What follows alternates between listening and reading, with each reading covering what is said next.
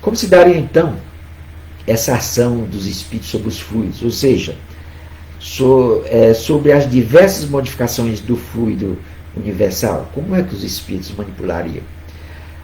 Os fluidos espirituais são, propriamente falando, a atmosfera dos seres espirituais.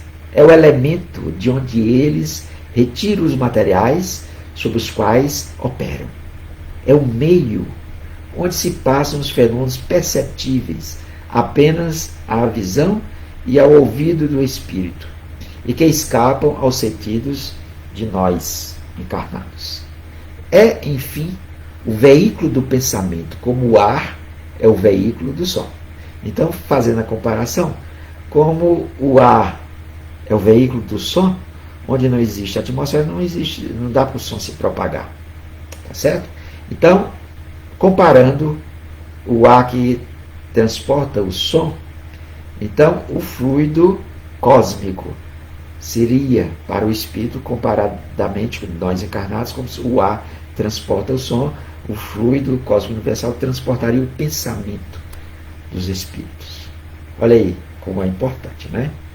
Muito daquilo que ocorre no mundo espiritual, reservadas às diferenças intrínsecas, guarda bastante semelhança com o que acontece no mundo material. Por exemplo, não é à toa, fazendo parênteses, não é à toa que o André Luiz diz que o mundo material é uma cópia pálida do mundo espiritual. Então, por exemplo, os seres encarnados manuseiam e combinam os elementos físicos, químicos e orgânicos para produzir determinados efeitos. Os espíritos também manuseiam, de acordo com seu grau de entendimento e adiantamento evolutivo, os elementos fluídicos para produzir outros tantos efeitos. Kardec, na Gênese, os milagres e as expressões segundo os espiritismo, explica: os espíritos agem sobre os fluidos espirituais, não os manipulando como os homens manipulam os gases, mas com a ajuda do pensamento e da vontade. O pensamento e a vontade são para o espírito o que a mão é para o homem. Vou repetir isso que Allan Kardec diz no livro A Gênese. Os espíritos agem sobre os fluidos espirituais, não os manipulando como os homens manipulam os gases, mas com a ajuda do pensamento e da vontade. O pensamento e a vontade são para o espírito o que a mão é para o homem. Olha que coisa maravilhosa, que informação. Isso, a Gênese foi publicada em 1868. 1868. A ciência não abrigava ainda esse conceito nessa profundidade. O que a ciência entendia na época, ainda hoje, praticamente, fluido, aquilo que flui. São esses elementos que tomam a forma de um determinado recipiente. Essa água aqui, que de vez em quando eu estou aguando a minha garganta, é um fluido, ela está tomando a forma dessa taça, tá certo? É um fluido da água. O óleo de cozinha é um fluido, os gases são fluidos. Mas os espíritos aprofundaram.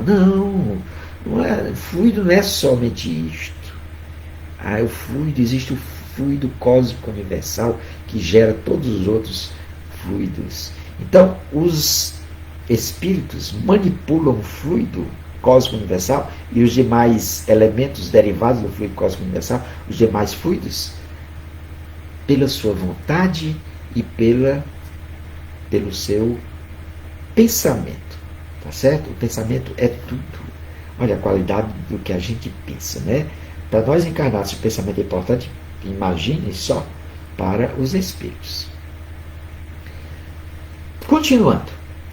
Pelo pensamento, eles imprimem, isso é continuando a Gênese, tá certo? A citação da Gênese que eu estou fazendo.